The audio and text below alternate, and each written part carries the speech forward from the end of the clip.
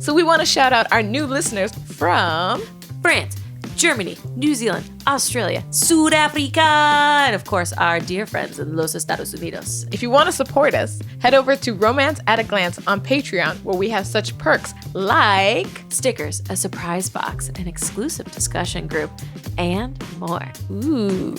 So thanks for listening, and now it's time to get nasty. Romance at a glance. Romance at a glance. What you say now? Romance at a glance. Go ahead, girl. Well, hello, dear listeners, and welcome back to another episode of Romance at a Glance. I'm your host, Bridget. With me, as always, is my co-host, Shawnee. How you doing today, Shawnee? I'm doing great, Bridget. Are you ready for Lover Enshrined? Let's get into it. Okay, I just want to start off by saying that I don't like Phury. I just wanted to get it out of the way because it has really been hanging over our heads as a friendship. Mm-hmm. And it has been very hard for me not to tell you this. Mm-hmm. I know that in past books I have told you I think he's a snooze fest. Mm-hmm. I was hoping his book was going to be illuminating. And it was illuminating in a direction I did not like. Bridget, like sometimes when we agree or disagree, like I'm always waiting, like when's the day we're going to really disagree? Today's not that day. Okay. Phury is beyond a snooze fest for me. And I, like the last book, I was like, ooh, it's a book to get to the next book. And normally this book to me should be the next book that it's getting to. But this for me was just like, dear God, can I just get through this so I can get to the next book? You tricked me because I literally thought you were going to be like, today's the day. I love Phury. And I was about to be like, my mind was about to literally explode like a watermelon with a hammer. You like how I did that? I did like how you did that. Okay, well, let's catch the people up. Okay. So this book is about Phury and Cormia. Cormia, of course, is the chosen who is supposed to be his first mate and was tied down and gagged so that he could perform the ceremony because, as we know, the directress was a crazy hoe. Yeah. And we do not like her. And Phury thankfully recognizes that she's not into it and does not rape her on accident. And yeah, and so he takes her back to the Brotherhood's mansion and thus unfolds the rest of this book. So that's what happened at the very end of the last book, kind of setting the stage for this book. This is book number 6 of the Black Dagger Brotherhood. Paranormal romance, of course, vampires. If anyone's on board with vampires, biting, sucking, loving. I'm on board. I'm on board. Doot, doot. So on board. Here's one thing that we haven't actually talked about, and I want to briefly talk about it at the beginning. Okay. Because I just think it deserves a little bit. So if you guys don't know yet, Shawnee is an avid listener of her books, whereas I am a reader of my books.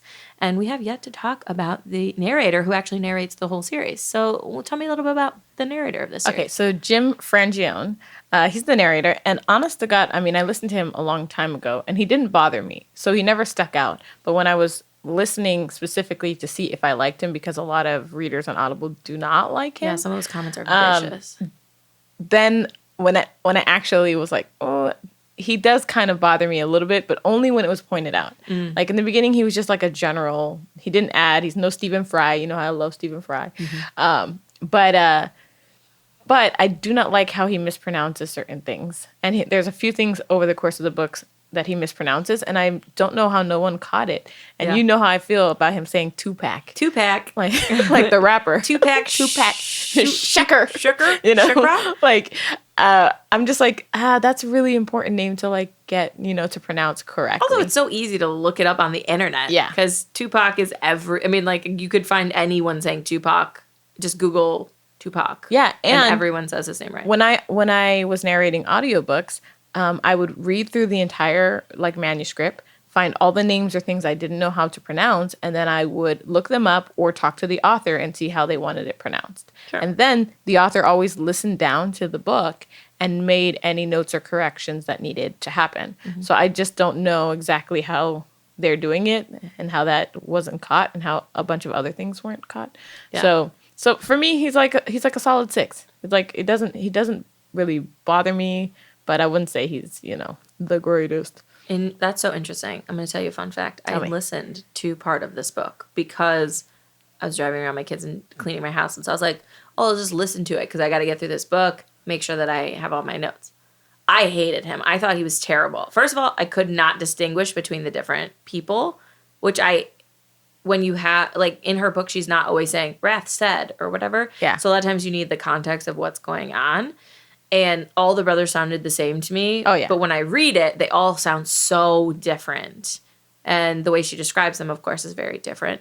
And then he did some weird, like, accent things for, like, the lessers. But my general thing, which a couple of the Audible things I looked at said, is that he's very boring. He's very monotone. In a series that's very exciting, I would say, and very, like, world building and interesting. There's vampires and, like, a lot of heat and passion, and he's just reading. And then she licked his neck over his pulse point, and I'm like, that's it? That's it? Not like, and then he licked. I'm like, tell me about the licking. Yeah. And he's not telling me about the licking in the way that I would want to be told. So I wonder, just in his own defense, if that was a note that he was given. So some authors do not want you to dramatize because they feel like you're changing what they wrote in your dramatization. So he might have been asked to do a drier reading. Mm-hmm. But two, sometimes I like the dry reading. I just need you to provide me with what's happening, and in my mind, I create the the interestingness of it all. So to me, it doesn't really take away, but I think he does make it harder to get through the lesser parts. Oh, yeah. So yeah. That brings us to our author fun facts. Ooh, yay! Okay, so I have some fun J.R. Ward facts for you this week. I'm ready. Hit me. J.R. Ward does not consider herself creative. Really? She considers herself a businesswoman, and that she is in the business of creating an experience in each of her books that is reliable for her audience and delivers what they want to hear, which is a happily ever after story wrapped in this world. And so that's what she does. So different characters, different plot lines, but if you break down the books, it's always the same. Girl meets boy, boy meets girl. There's conflict in the middle, but they're in love. They bond together. They overcome the conflict. There's a happily ever after. And then you have obviously all the side elements and sort of fantasy and paranormal and things like that. But that is what she considers herself. Not a creative writer, not a creative person, but a businesswoman who gets her shit done. I mean, I don't believe her. Like, she can consider herself, a flying monkey for all I care. I mean, she's writing creatively.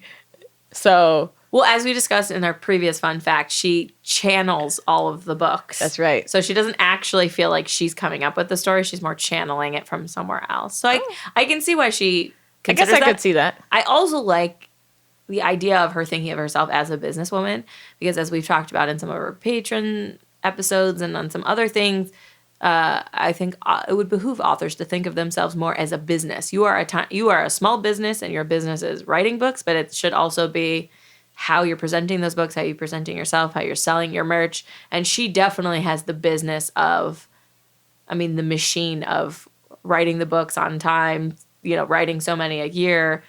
She has, like, her side merch. She has her visual image. She's always, like, in black or white. With the tiny glasses. And, like, kind of has that image. So I can see it.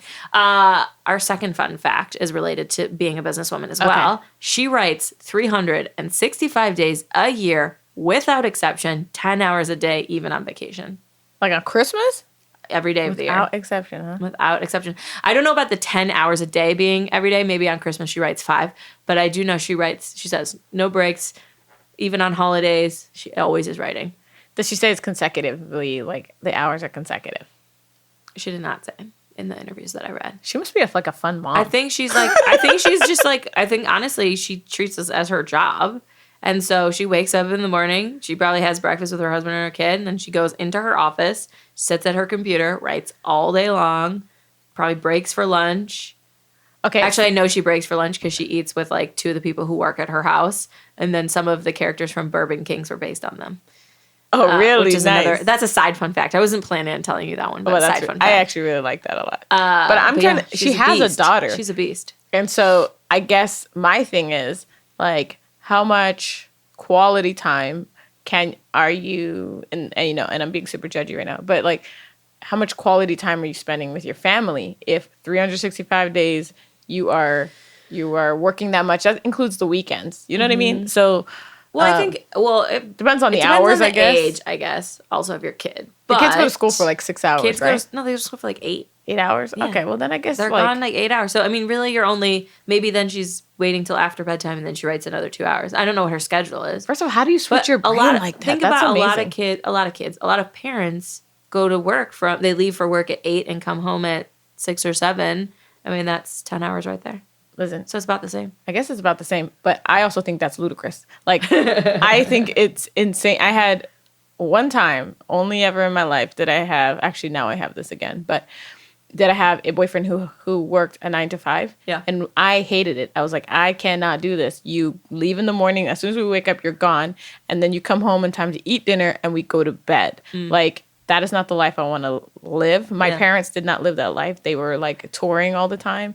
And so they were home for weeks and weeks and gone for weeks and weeks. But I got great amount of time with them when they were home, like uninterrupted time. Do you know what I mean? So like, that's more comfortable to me. So I know people have to do it and I'm not really judging that. But for me, that shit is ludicrous. Like your whole day gone, you better be paying me bank. Well, she does get paid a lot of money because she has like 50 bestsellers. No, I agree. I mean, as you know, I purposefully do not work more than like 9 to 3 so that I can hang out with my kids in the morning, drop them at daycare, and then pick them up from daycare. Because I don't want them to be like the first kid at daycare and the last kid picked up. That's so now nice. when they get slightly older, I will probably still work the same amount, and then I will have fun Bridget time until they get home from school activities. We're going to Wee Spa. Yeah, we're going to the spa. We're going to just read some. I mean, right now I just read a lot of books for this podcast. It's great. Yeah. All right, let's get into the book. Let's Okay. get into it. Let's get into it because this is a long one. This is a long book. Okay, let's just start at the beginning. Let's talk about the Omega and how he has a son. Okay, so I'm slightly confused about this, Okay. and maybe you can shed some Let's do light. it. I feel like I missed something in the reading, maybe because Jim Frangione bored me. But so I thought that the Omega turned Lash into his son. No, Lash is his son. Lash is his son. Yeah, so at the beginning of the book, when the Omega is talking about how the vampire woman died birthing his son, Yes. and then they gave that son to one of the Glymera families to raise, that kid is Lash. Got it. Okay, Yes. so I didn't realize that they'd given it. Okay, so then when he sends the guy out with the mugshot and is like, go find this person, He knows it's his son. he knows it's his son. Okay. And that's why when when Lash dies in the hospital, Yeah. the Omega's like, cease your search. Like, I found him because he's dead and he's the Omega, so he has like purview over all dead things. Yeah. So they go and find him, and then that's why he like restarts. That's why his they heart. found Havers. That's how they found the hospital. Right. Havers Hospital. Right. Okay. And that's also why Lash isn't a typical lesser, why he can eat and why he can fuck, because he is the Omega's son. He is not a lesser. And he's also a vampire. Although too. he's lesser-like, I guess. And he's half vampire, Yeah. So he's not made solely by the Right. the Omega. Okay. Yeah. So that was it. a twist that I didn't see happening. I have a few thoughts about it. One, the Omega is gross and is raping people all the time, and I don't like it. Two, He's always raping he's somebody. always What raping the fuck? some lessers. Two, being a lesser is terrible. Yeah. You really get duped into that, and then it's a real shitty life. I kind of was mad that with as horrible as Lash is as a person, Yeah. that it's like explained away by him being the Omega's son.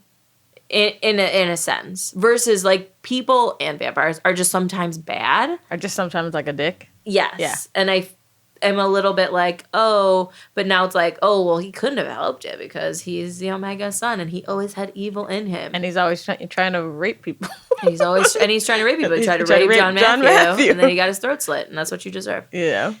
But let's go back to John Matthew and Quinn. Let's catch up with them a little bit later. Okay. So we're both flabbergasted about that. I really want to hear your opinion about the wizard. In Fury's mind, his mind wizard. Oh, okay. So I'm not gonna lie to you. I think that the narration could have done a little something with the wizard because, but maybe because it didn't, it also worked really well because Fury's thought process and the things he was saying would go in and out of the wizard, shit talking him. So the wizard is essentially like not your conscience, but your devil on your shoulder. Sure. So it's like the devil in Fury's mind. And he talks about when it first appeared when he was, a kid or when he was younger. And And so the wizard, the wizard is just basically every bad thought you'd ever think about yourself and Right. every doubt you'd ever have, and whatnot. But the wizard was really getting on my nerves. I hated it. Like- I hated it. First of all, we've never been introduced before. Yeah. So when it came out, I was like, this is fucking weird. Because we've been in Fury's point of view in every single book so far. And then all of a sudden there's this wizard. And I'm like, where's he been? Yeah. Because we've been in his mind the whole time. And the scribe virgin was like, I know about the wizard. I know. I was like, this is so stupid. And then I was like, when the scribe version said that, I was like, oh, maybe the wizard is like the Omega or some other evil thing that's really trying to like taint the Brotherhood or something. Yeah. Maybe it's like an outside influence. No. I feel like Sure not. I feel like the wizard. It's his negative self-talk. It's his negative self-talk, and I And feel he like named. it's either he's self-medicating it with his addiction Sure. to drugs, or they're both like codependent. The wizard and the drugs come together, you know, to create that like overshadowing, you know, creature that's always on Fury's back. Yeah, because he does say that one, and it's, I mean, honestly, it's almost like any sort of addiction or any sort of negative self-talk. It's like once you recognize that you're more powerful than your self-talk, you're like, oh, I'm in charge of my own destiny. Yeah. And that's kind of the realization that Fury comes to, is like, oh, you're weak and you lied to me and you're not real and I'm real and I can do this and be a good man and kick my addiction and go to you know, AA. But damn, it took him a long But damn, it took him a time to get there. time to get there. And he went to some crazy places. I do like that we found out a lot about Fury's backstory, because with Zadis we hear what he went through, but now we hear what Fury went through with his parents, and it was really sad. So sad. Like when he talks about like his mom not even really acknowledging that he's there or talking about his house going from this lush, amazing, beautiful, you know, plants everywhere to being overgrown and like dilapidated, to watching like his father incessantly go out to search for his brother only to miss him by a week. Yeah, you know, and then just drink himself to and death. then just drink himself to death and beat up Fury when he tries to save his life. And he's like, no, that's how I was trying to die. Like, let me die. And so just seeing what Fury went through on the other side. And then on top of that, when him and Zadis get in the fight, he's like, you got to be grateful. And Zadis like, fuck you. I'm not grateful.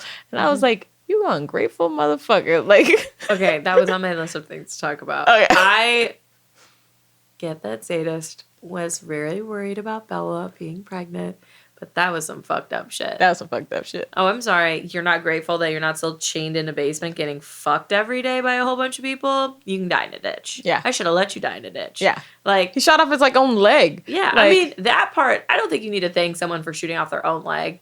Like, I get where he's coming from. Like, I'm still fucked up. But you gotta say thank you for getting me out. Yeah. Like, you didn't fix everything. Like, I'm still there some nights. Okay, that's fair to say.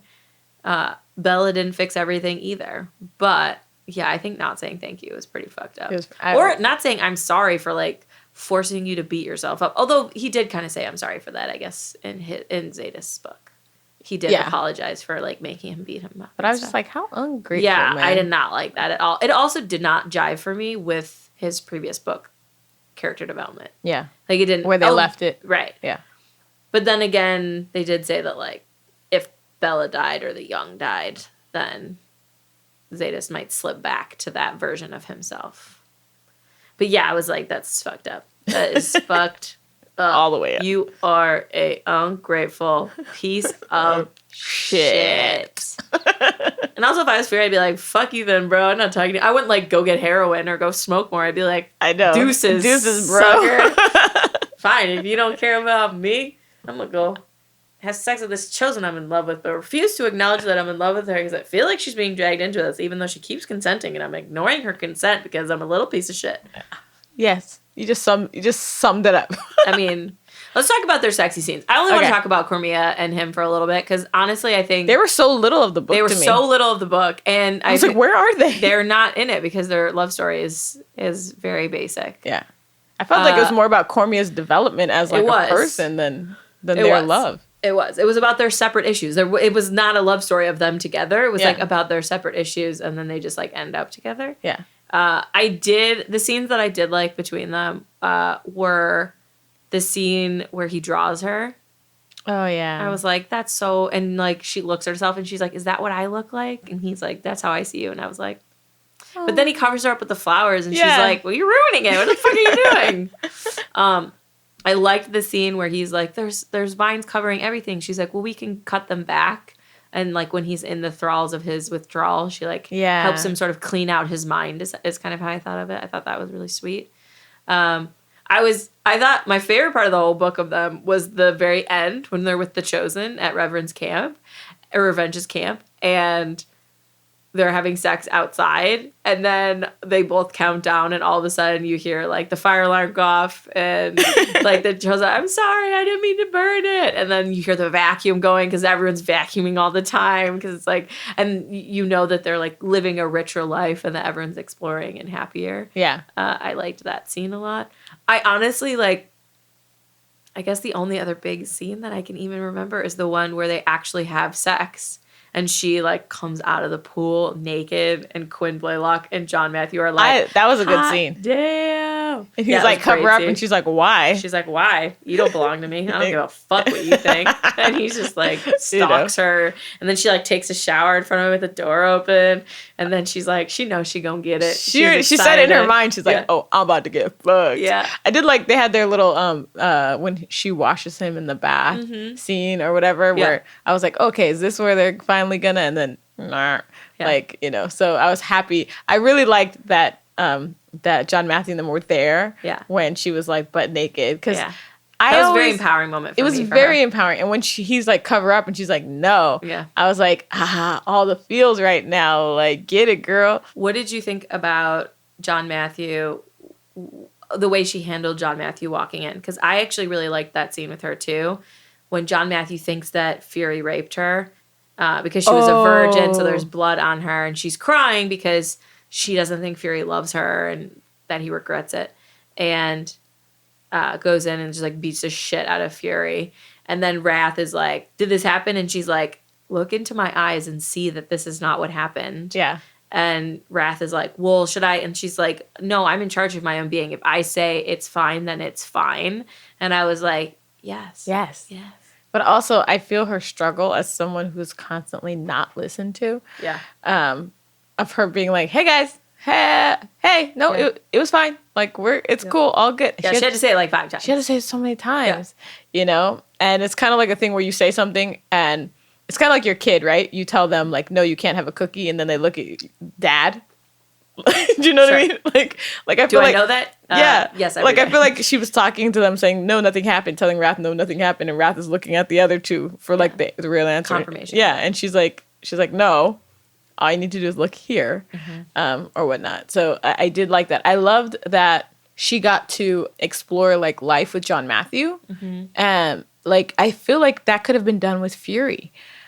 I do love their scenes together. Her and John Matthew, it was super innocent and felt super innocent and whatever, but I also thought those could be so romantic and so grounding for Phury to like take her to the movies. To teach her how to do things. Yeah, of course. It makes no sense that it was with John Matthew, except for that Phury's an addict and just struggling this whole book. Yeah.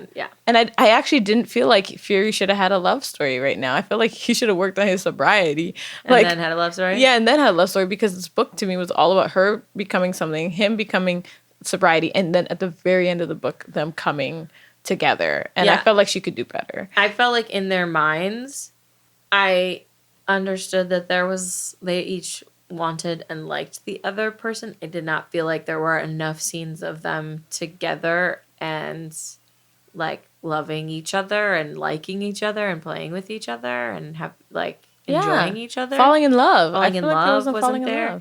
I do again think partially it's paranormal romance. So he bonded with her. You know what I mean? It's like one of those things where like I felt like that was such an easy cop out. Okay, so the bonding thing also was the thing, because he didn't actually bond and get the bonding sent until much later. And I was questioning, and I still don't know, like, when does the bonding happen? Is like when you see them, when you feel them? Is it because he had so much drugs in him, he was not in touch with that? That's my, or at least that's how I read it, was that he was so fucking stoned the whole time that he was completely suppressing all of his like physical urges, and then he also is like such a like martyr Yeah. that he felt bad for wanting her at all, so he was like shutting down any of those like physical responses or trains of thought. But for me, the big thing was that he's a drug addict, so he was like, so I mean, he's spending like $1,000 a week on red Oh my smoke. gosh. That man was 3 sheets to the wind I every did day. like when Zadis went to Revenge and Mm-hmm. was like, "Yo, don't sell my brother no more shit." And Revenge looked like he was about to tell him to fuck off, but then he like looked into his like psyche and saw the things that he had gone through, and he was like, "Okay, dude, like I feel you. I see you. I won't do it no Yeah. more." Yeah. You know, and I thought that was You're a my really brother-in-law. good scene. Yeah. Okay. I'll do you a solid. Also, you're my brother-in-law, and my wife might be pissed, and if she gets pissed, my life ain't good. So, So let's talk about revenge, because he's starting to get more and more time in these books, and I am so for it. Tell me what your thoughts were about his blackmail and his payment of the blackmail. well, there was so the blackmail is that he has to go to this other sympath queen or woman who she's keeping his secret that he is living as a sympath out in the world, and he has to go have sex with her any way like she wants, kind of once a month, which and Zex, it's because of Zex. So Zex did something that they don't specify, but in order to cover it up, he does this for her every month. So Zex feels like hugely responsible for this. There's a point where he says that he kind of likes it. Yeah. Like, it's like he's fighting it, but part of him was like, It's the only time he ever gets to let all of his senses free and be sort of like the interesting, like embrace his sympath side, versus most of the time he's living as like the vampire half of himself, and that's the only time he can like let loose. yeah. But she's also a sympath, so she can go into his mind. So he's like always thinking of the beach. Yeah. they're A picture together. of the beach. You know, and she's like, you're always, thinking of that, and he's just like, keep the beach, keep the Yeah. beach. And she's like, first of all, I think the triple knuckle thing, I was like, ooh, she probably looks like a little spider. And then he talks about she wears this like poisonous webbing and wears a like poison on her lips. Yes. So by the time he's done having sex with her, he's like in anaphylactic shock and he's about to die.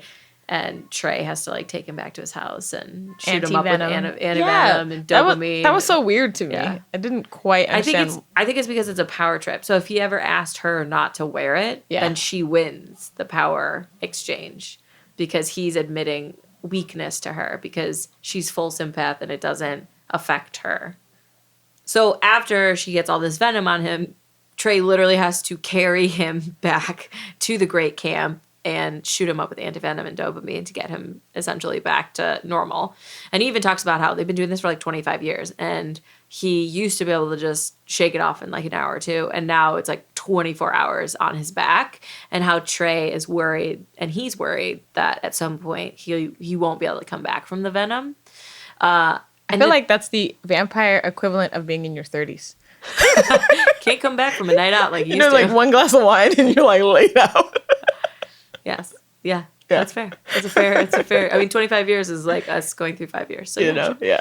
And then one thing I liked about this book about revenge is that, in Bella's book, he was very controlling of her and stuff, but it was nice to see in this book that he does have like a kinder side and a gentler side, and he's not just like this asshole pimp in his, fur coat. Like we saw it with Marissa, where he really likes Marissa and he stood behind her and he warned her about the seclusion thing and he voted with her.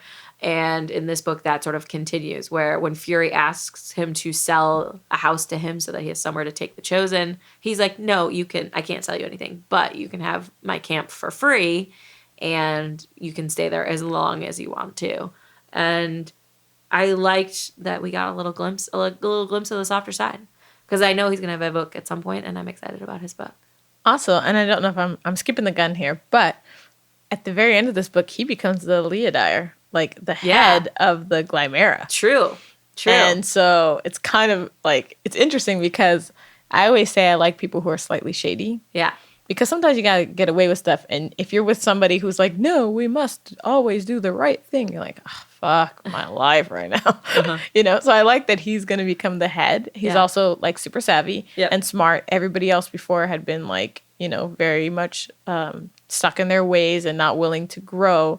And so I And like he's definitely going to side with Wrath and help the species. And help them grow in a positive direction. And I felt like they led up to that in this book, gave you more of his humanity and where you can see that he will become he'll be more understanding because he's going through some things. I mean, he's like has to have sex with somebody forcefully on the daily. You know, he might have compassion for some things later on. So I thought that was really cool about Revenge. Yeah, and we got a nice glimpse into his friendship with Zex. Like they even say, like, we tried sex once, it didn't work. Did not work. And I just love how much they both like care for each other and hold each other's secrets, but are also worried about how closed off they are from everyone else because they're half sympath. And when Zex is like trying to ask him like, where are you going or what, like, and she wants to take him to the meeting, she feels terrible about him having to go to this lady, and I felt so bad for her.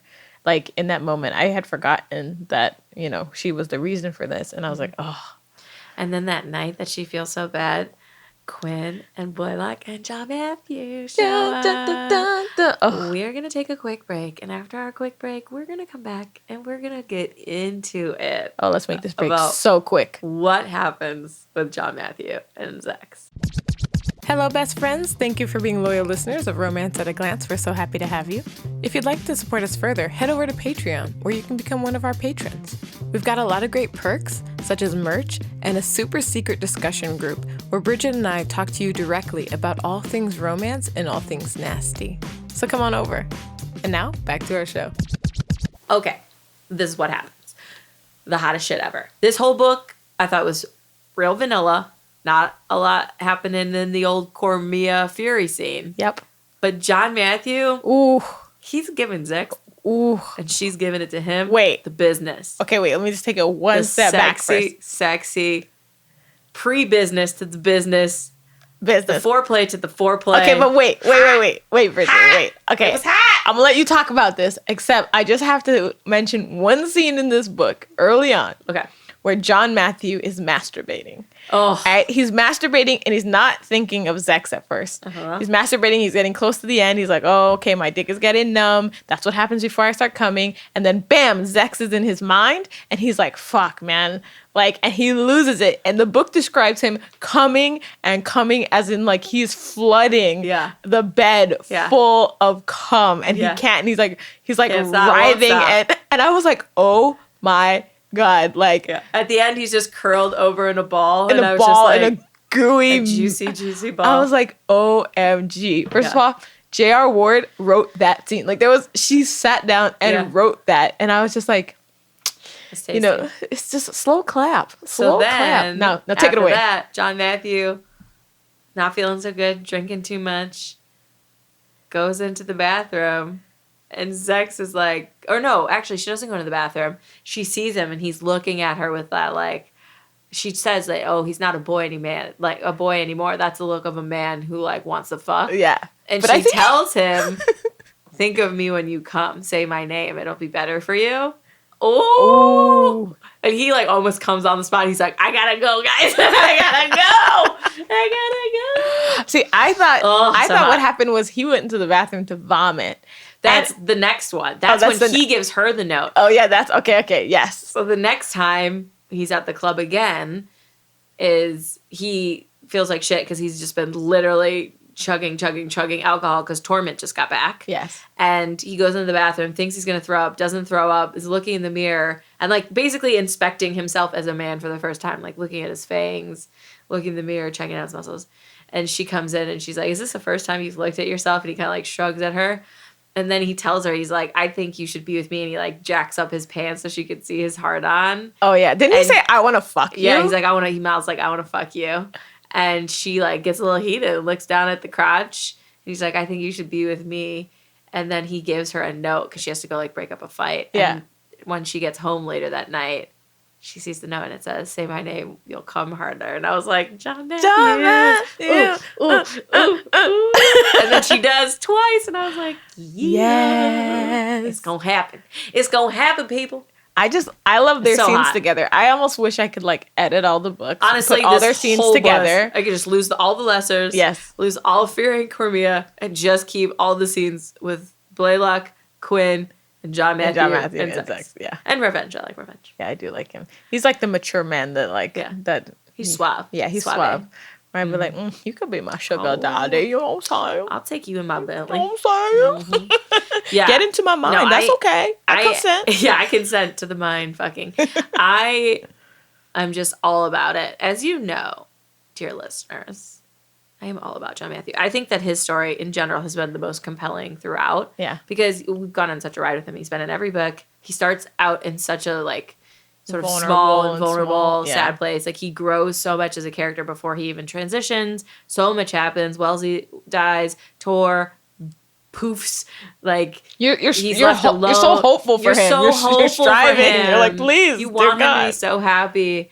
And now, and in this book, he goes through the shit too. Lash tries to rape him during a fight, which leads Quinn to slit his throat and kill him, even though they're first cousins, which leads to the entire thing where Quinn almost gets sentenced to death or put in jail for the rest of his life. Murder. And then he becomes John Matthews Nostrum. Yeah. Nostrum. So basically his bodyguard for life. Only way out is death. He gets this chain linked around his neck he'll never take off, and a tattoo, teardrop inked on his face saying that he's willing to shed blood for him.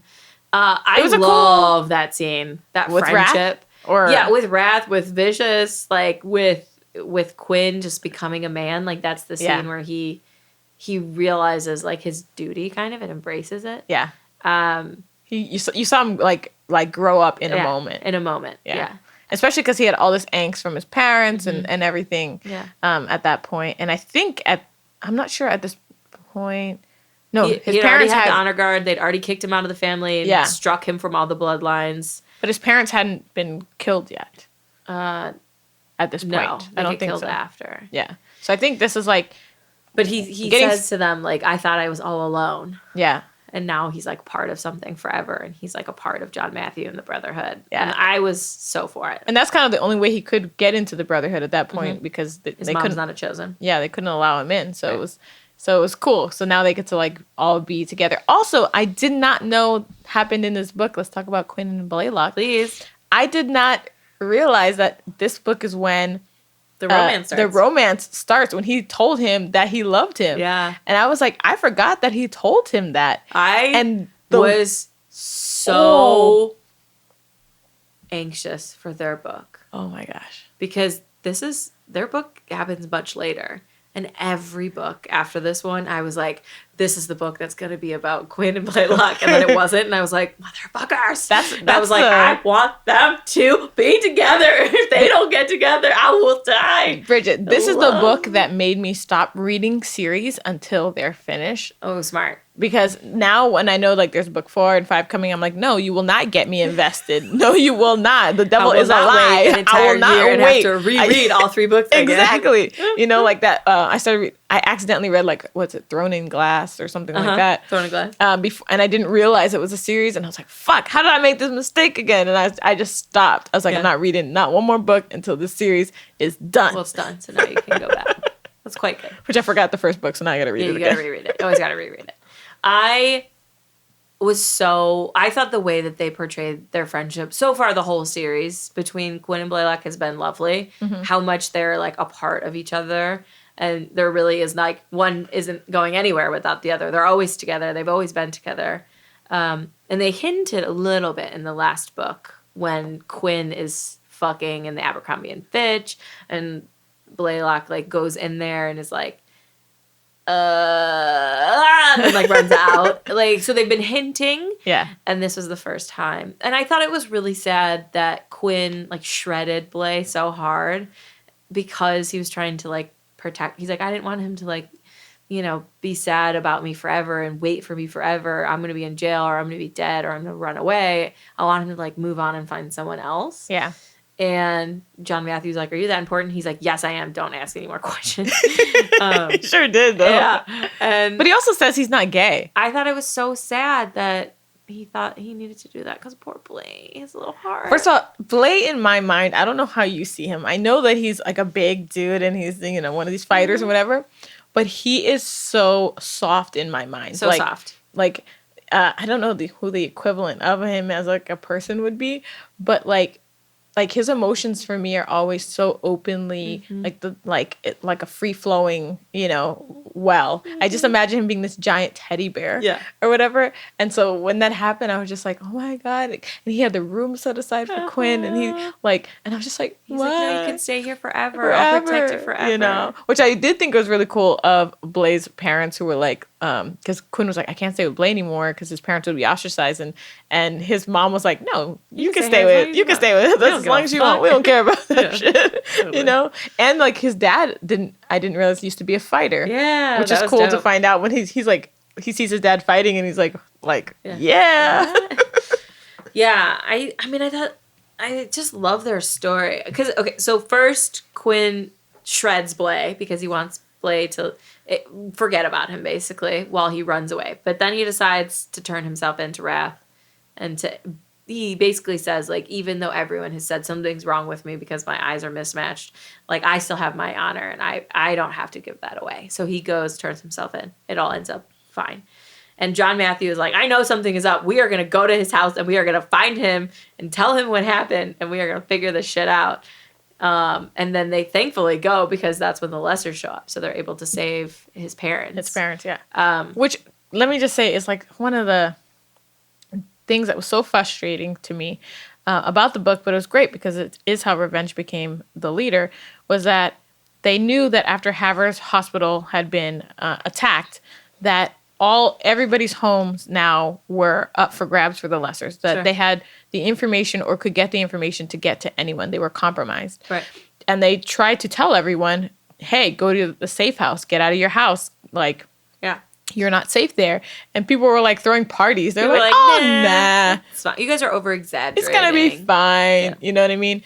And so... And then they all died. Which is like survival of the fittest, really. Yeah. So it's probably better and like less frustrating for me in the future books because I won't have to deal with like a really dumb Leodire and council, Mm-hmm. But like, even... And Quinn's family gets killed as well. Did Lash specifically went and killed Quinn's family, right? Because he was looking for Quinn. Yeah, and so it's like... Which is fucked up, too, because they're his...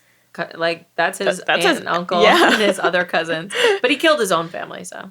Well, and that scene is so beautifully described. Like, with the parents, like, propped up at the dinner table and the Dogen, like... And then them going back there, and she describes the smell of it, and even the Lessers are like, ugh. And then they send off some of their air freshener scent to like, Like, and I was like, that must smell like like roses on a turd. Yeah. Like, but I did like how she described that scene. Totally. This is the only time that I've ever been like, oh, this is interesting, Lesser stuff. Yeah. But even so. But John Matthew and Quinn go to the house, up into his room and steal Lash's watch. But I don't think they knew what was downstairs until John Matthew came down and he sees Lash.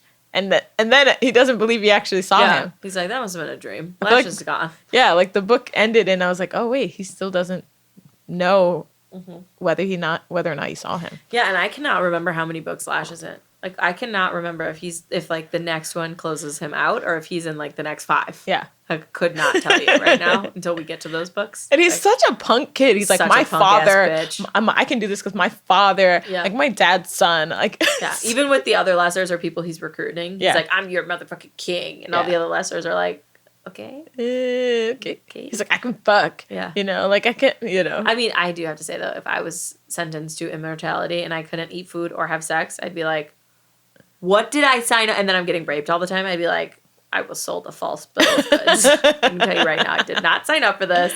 That's terrible. I wonder though. I don't know exactly what happens when they get sent back to the Omega, right? So when they get just like being tortured in hell is what they describe. Is that what it is? One guy in the last book, he wanted, or in 2 books ago in Butch's book, he wanted Butch to inhale him. Yeah. But then he was for some reason the only one that Butch couldn't inhale, so he got just stabbed back to the Omega, and he was like, no, because it's like hell? Yeah. Oh, okay. I wasn't quite sure. And it's weird because the Omega is like raping people in this book, but the way that they describe it was that Mr. D said that the Omega stepped into his body and did all sorts of things. And I was like, so it's not even like he's penetrated like, like a dick in your butt or something like that type of rape. It's like he literally put his entire essence into Mr. D's body. And then he said that he was like left bent over, not being able to stand up straight and leaking.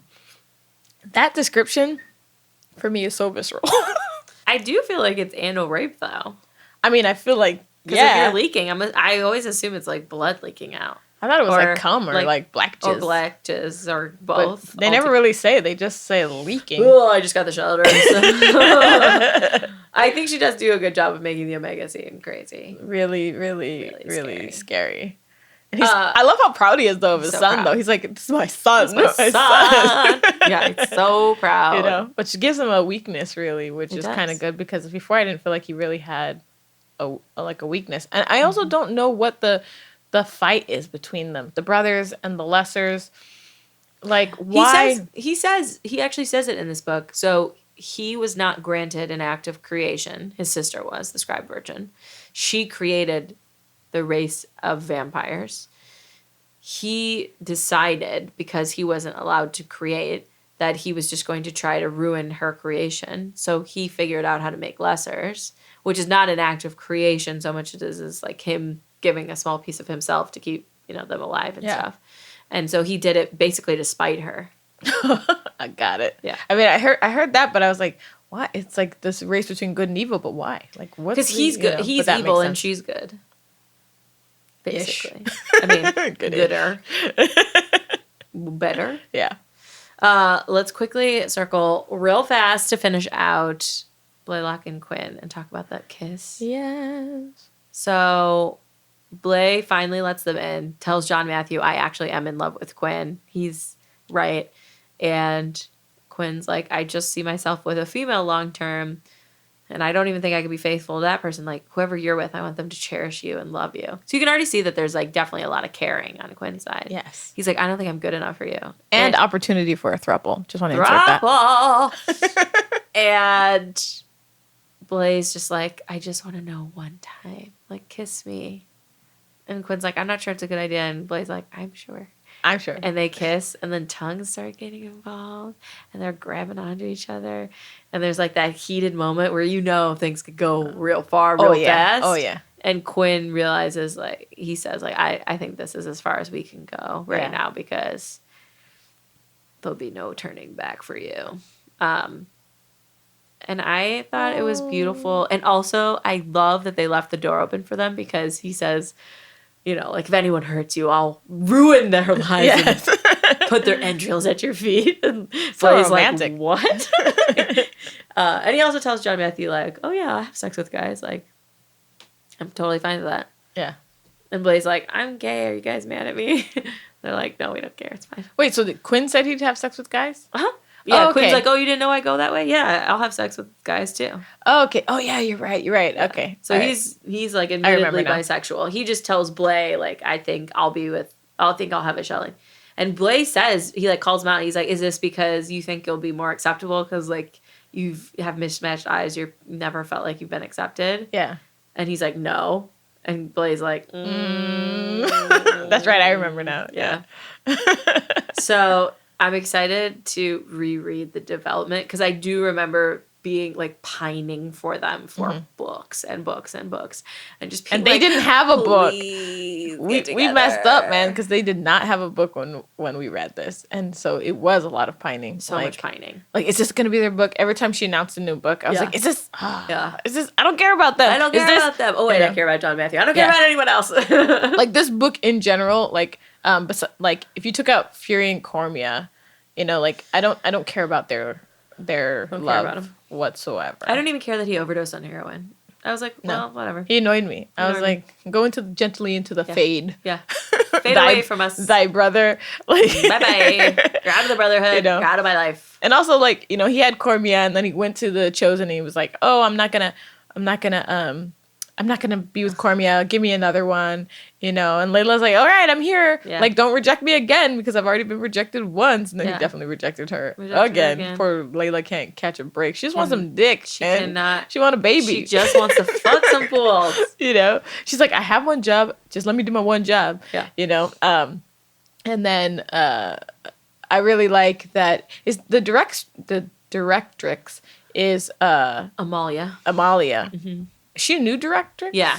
Right? Because remember in the last book, he figured out. So weirdly, in the last book, I feel like he was already in a better place. And I feel like in this book, he really slid down again. Yeah. Because in the last book, he realized that it was like she shot Vicious. And he was like, no, I'm that primal. Like, I'm in charge.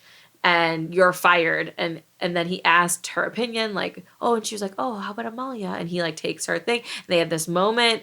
And then this book is like 6 months later. And fuck all's happened. And he's just been smoking. Because the last book, remember, they like slept in bed together one night. Yeah, the cuddle. And then he had the cuddle and yeah. the jizz on her. And she was like, this is cool. And then I was like, why hasn't it progressed? Yeah. Nothing progressed. The one thing I did like, it kind of gave me a different insight into the scribe version, was when him and Cormia decided that they were going to, redo how the Brotherhood is set and redo how the Chosen have a choice now. So he went to the scribe version and was like, hey, we about to rearrange this stuff. And it was interesting because the scribe version, I can't say virgin for it, because the scribe virgin was like, well, okay. Like she was like, I saw this coming, and so it gave me a little bit more, I don't know if, I guess, leeway for her when sometimes she does things that I don't understand. I'm like, why would she do that? That don't make sense. But maybe it's because she's just seeing so far ahead sometimes that she knows that something has to happen in order for. She sees like what current path they're on. Yeah. And realizes that something needs to change. Yeah. So I feel like she kind of says that. She's like, oh, yeah, I foresaw this and things do need to change. And she doesn't really fight him on that at all. Yeah, I also thought the point he makes, which is like, you created us, like, now let us be free. And let us show you that we're worthy of, like, worshiping you and stuff. Which I feel like a lot of parents could really take a page from. Which is every 20-year-old. It's like, you created this life, like, now trust them and let them flourish or let them fall, but like trust that they're gonna do it. Yeah. I really liked that sentiment. That's like when we were talking the other day about like as a postpartum doula, my job is to work myself out of a job. So if by the time I leave the home the parents aren't self-sufficient, I have not done my job correctly. And so it's the same for parenting. If your kids reach a certain age and they're leaving the home and they can't do their laundry, they can't cook a meal, they can't survive. All they know how to do is boil ramen. Yeah, or call you like for everything they need, then the job is not fulfilled correctly. Your job is to like work yourself out of being a parent, and so I feel like it's the same for the Brotherhood and the Chosen. It's like these are warriors. They've set up a new society. They're doing things. They're becoming more progressive. It's time for you to like, go on a cruise. Yeah. You know what I'm saying? Go on like one of those princess carnival cruises. Birds, just chill with those birds. Exactly. You live your best life now. You have done your job. You did it. Relax. You done did it. Facials, Botox, whatever you need. Whatever you want to do. And I think in that vein, she does wake up Pain at the end of this book. And of course, Pain's first words are, fuck you. And she's like, well, to be expected. So I'm excited to meet Pain and like see more about her. And, she described her as being more like the bloodletter and like aggressive and vicious. And so I'm excited to meet her because those are not characteristics typically given to females, and definitely not to females in this series. And like Zex is the only sort of masculine attributed female in this series. Is Pain hooked up with Manny Manillo? Is that her? That's gonna be hers. Yeah. Is that who? Spoilers. Oh, spoiler. I mean, if you're listening, this whole thing is a spoiler. This whole thing. Did we not mention that at the beginning an hour ago? We never get spoiler alerts. It's just, you should know. If you got to this episode, you should know. We just tell all the things. Yes, it is Manny though. I do not remember how they get together though. Not at all. But I am excited. Oh, I totally do, but I'm not going to say it. Okay, don't say I don't remember. But anyways, I'm excited to meet her and get into her character more. And I did, like a couple quick other things, like, again, by say quick things. Let me start over. I just said 18 words at once. A few other notable things that happened in this episode, and by episode I mean book, is Torment comes back. Lassiter brings him back. So he was like living very sadly on deer blood and basically thinking like, oh, if I give the least amount of effort possible in keeping myself alive and then die, it's not committing suicide, so I can still go to the Fade. And I was like, I think that's a really fucking thin line that you're running in your logic.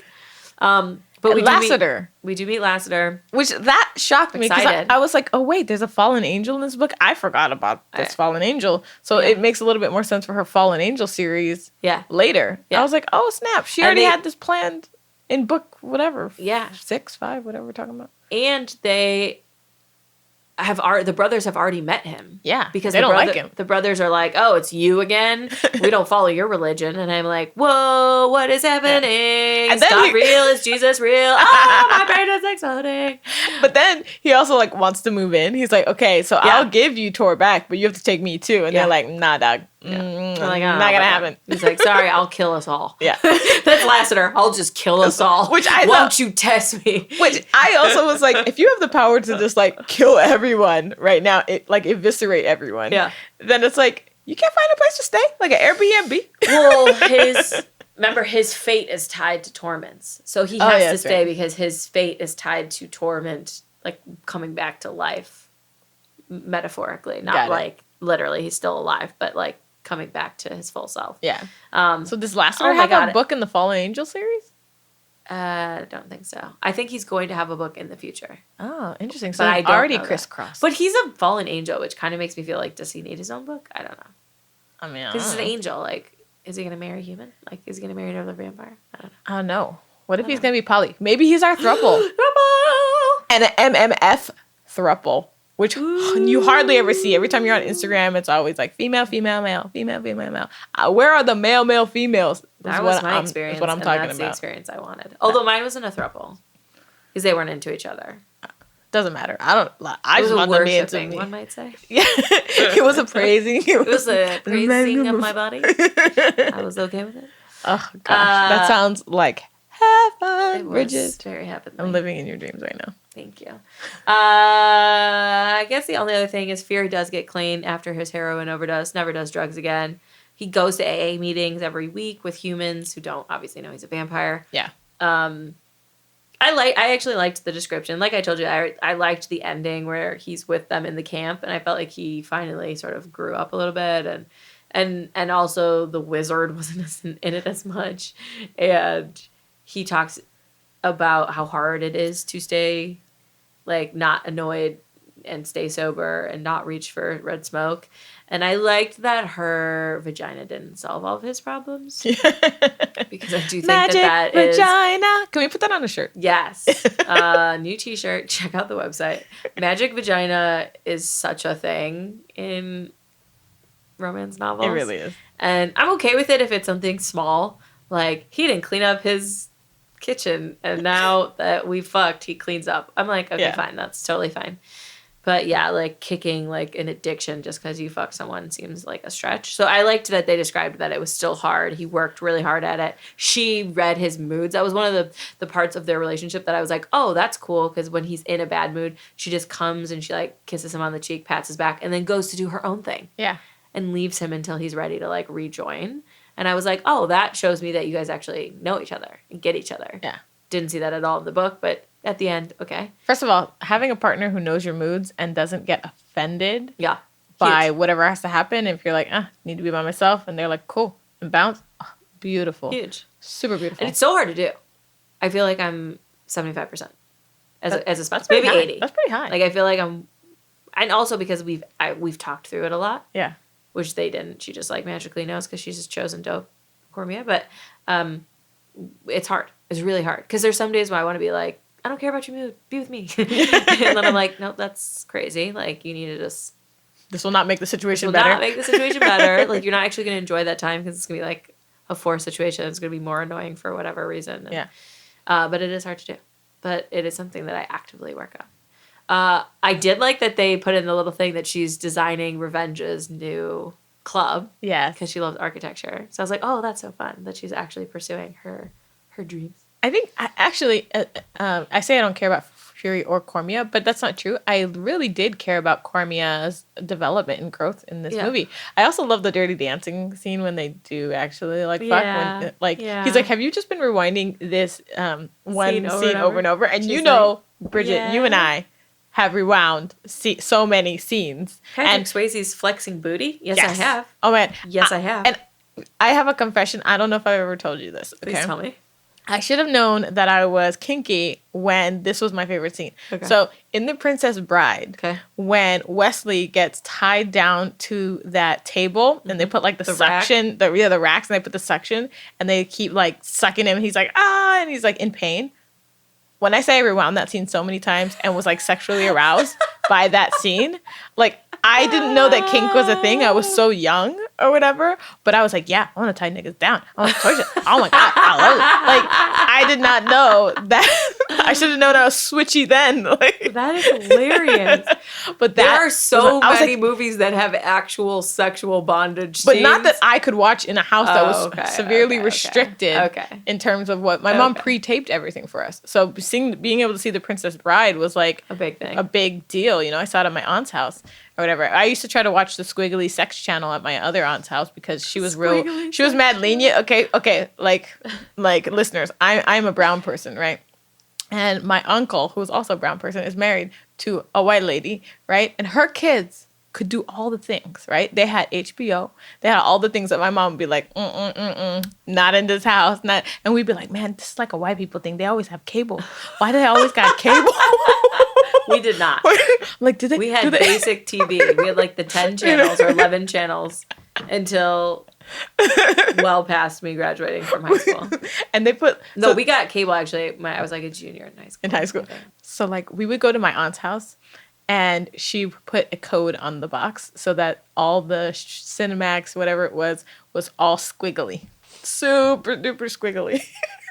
And we would sit there and try to watch this. Yeah, of course. And then we figured out how to hack the box, as kids will do. Sure. So we could take off the squiggles, and that was like the most amazing day of like our lives. How old were you? Oh God, I think I was like 14 or something like that. Age, yeah. But we had to put the code back on and change the channel faster than she could like get back to the room, or like every time there was a noise we were like like there was always somebody whose job was to have their fingers on the box or whatever. Your childhood is hilarious.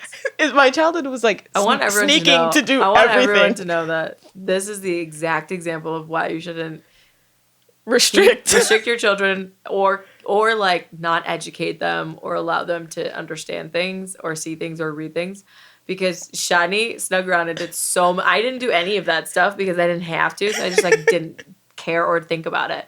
Like I was allowed to read romance novels. I'd read go to the library, read novels whenever I wanted, but I never like tried different things or snuck around and I had to quite literally, Bridget.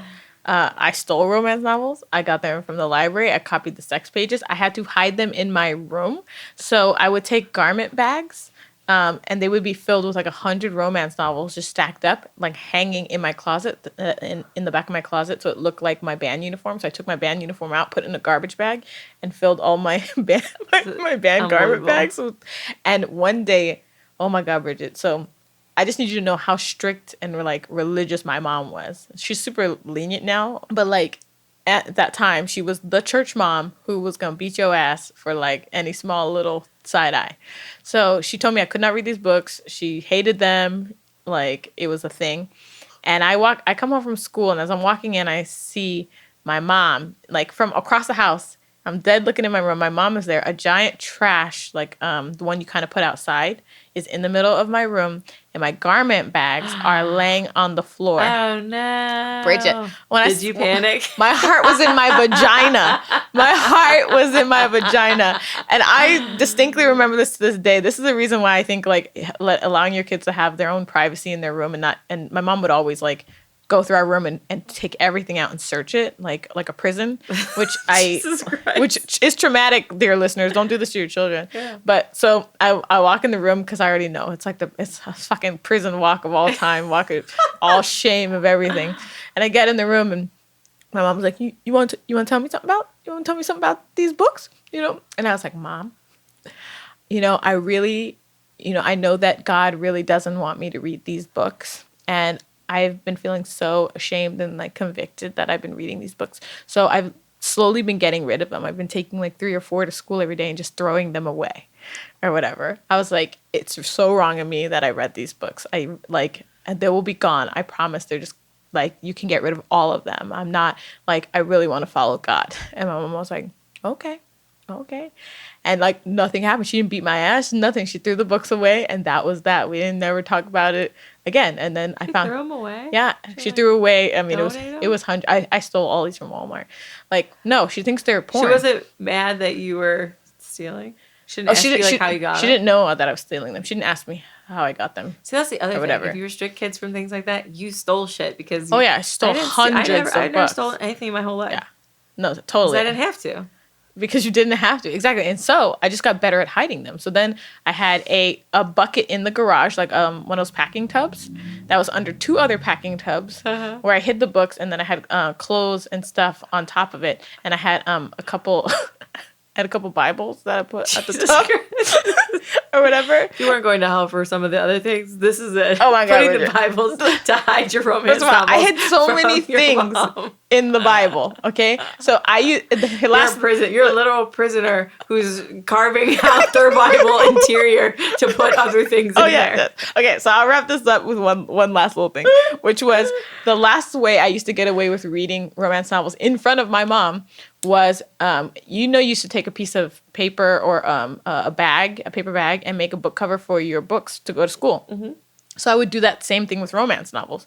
I would just take a piece of computer paper, like cover them up, and I'd write Pride and Prejudice like across it in like marker and ink, like, or The Great Gatsby or whatever. She never was suspicious? She never. I was like, oh, I got to read this for school. She never. My parents would be like, why is there a piece of paper on there? No, because we had to cover our books as a normal part of school anyway. Okay. We never had to cover those kind of books, but she didn't. She didn't ask too many questions about it. So I could sit in front of her and read a romance novel, and she thought I was doing homework. And I used to do this all the time.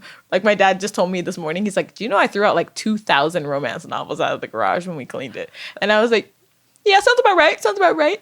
And that's after like the 3rd dump of romance novels or whatever. So also, like, you should be in prison for the amount of merchandise you clearly I already told you I have my mugshot up at a Costco when I was like 16 or something.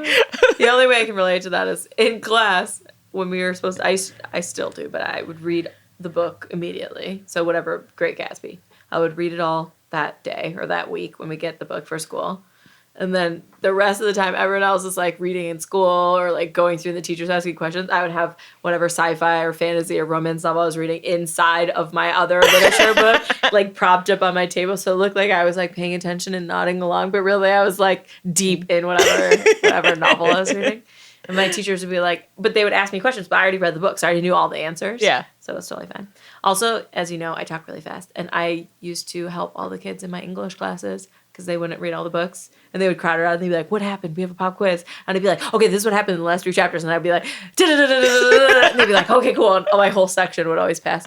Because I instinctively knew which parts of the last, like, 3 chapters were going to be important. Like, what's the main themes, what's the main whatever.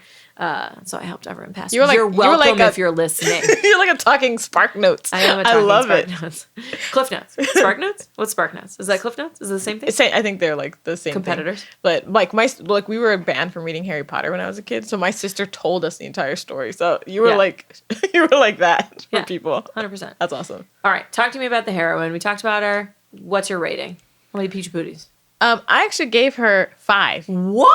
I know. What a shock. It's super shock. Okay, because I rarely give out 5. But I gave her a 5 because I felt like she was committed to her own self-growth or whatever. And then when she had that moment at the end where she gets out the pool and he's like, put on a shirt. And she's like, nah, dog, you ain't my daddy.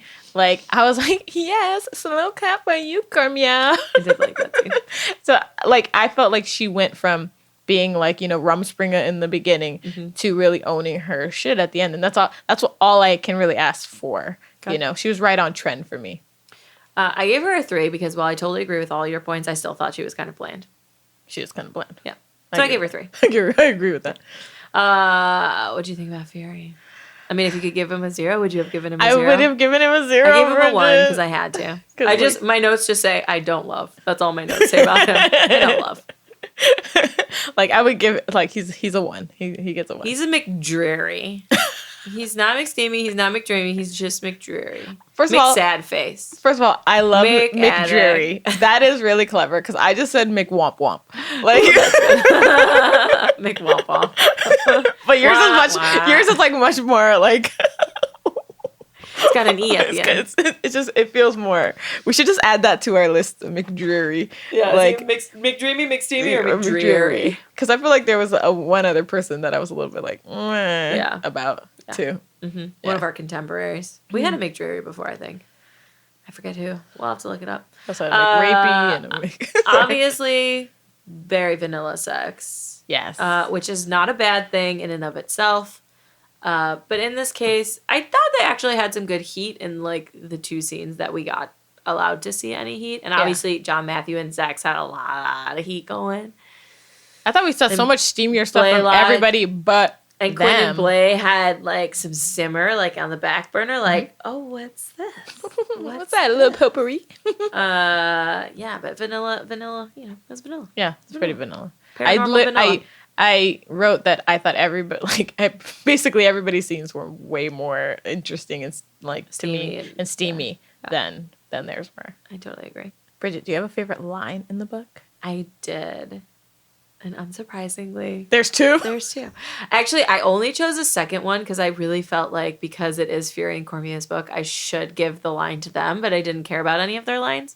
So I chose one for them, which is, she moaned as he pushed inside. He said into her ear, "Good evening, Shellen." She smiled and tilted her spine so he could go even deeper. "Helrin mine, how fare thee?" And I was like, now why wasn't the whole book like that? Exactly. Very polite, but super hot at the same time. But my real favorite was, "Just once," Blaze said softly. "Do it just once, so I know what it'll be like." And I was like, the feels. The feels. I can't take the feels. I love that line. I love them. I'm so excited for their book. It takes so long to get there. What was your favorite? Okay, so mine is not like romantic, whatever, but it's, "For fuck's sake, get off the cross. Someone else needs the wood." That was a good one. That was a good one. That was Zeta's talking to Phury. Yeah, to Phury. That was a good one. I like that one.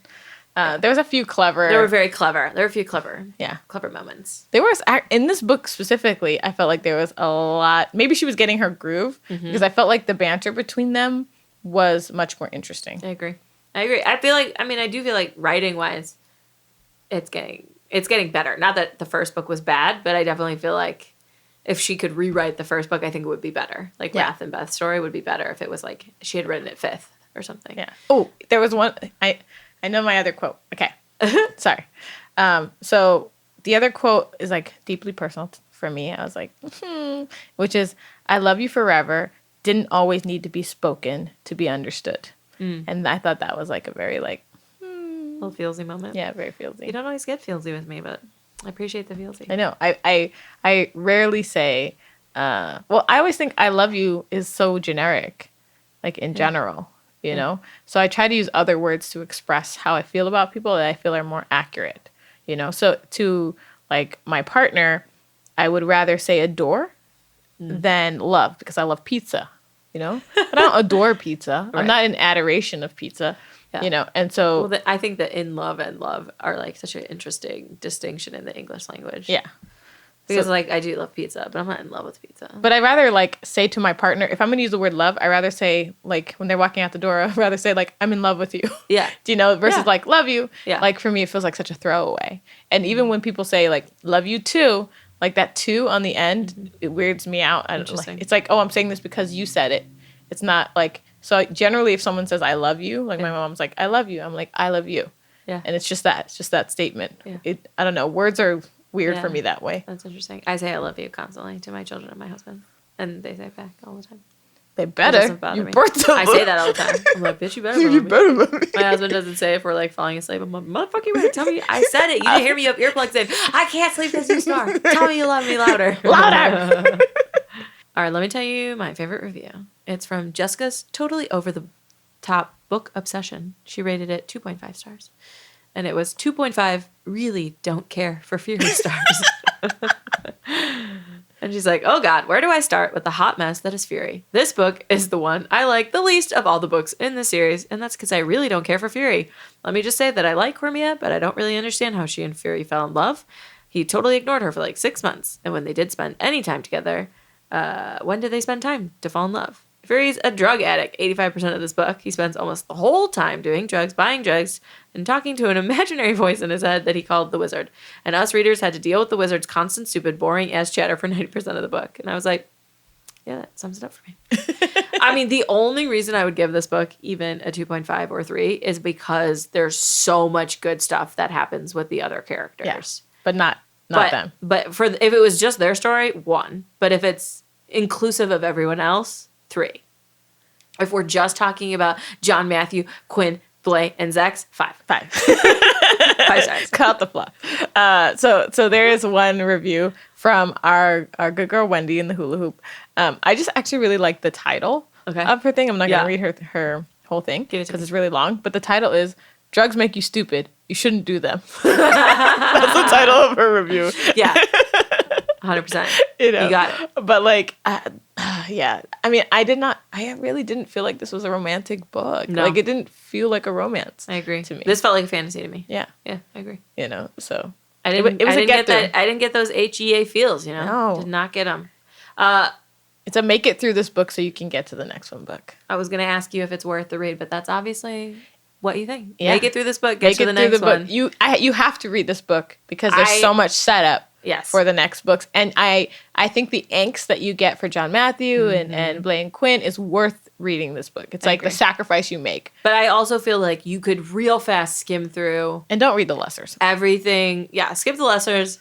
Skim through. If you guys read the lessers, please God, tell me why. But skip the lessers and skim real fast through Cormia and Phury scenes. Just to kind of like keep an eye on where we are in the plot, but just read everyone else. And then this is a good book. That's what I said. Yeah. Literally in all caps. Only for the side characters. Can people see like your Goodreads quotes that you make on your Kindle? They can't. Okay, so just go to like Bridget's Goodreads quotes. Yeah. And then you can find all the shit talking I did about this book. All the good stuff. And where it is and where to skip to. Yes, and then all the good moments between all of my favorite characters. They'll probably, I was like, the feels! They will be marked by the feels and Pound Town. Yeah. They're going to Pound Town. Pound Town. Everybody's going down to Pound Town. I want to go to Pound Town. Oh. Gotta talk to the hubs. All right, friends. Until then, may your books be your lover. And your hand your best friend. Yowzas! We'll be back next week with Lover Avenged. Thanks for hanging in with us, romance readers. Head over to Instagram to continue chatting with us. We're super friendly. We want to cackle with you. We want to know what your favorite sex scene was. And we need more book recommendations.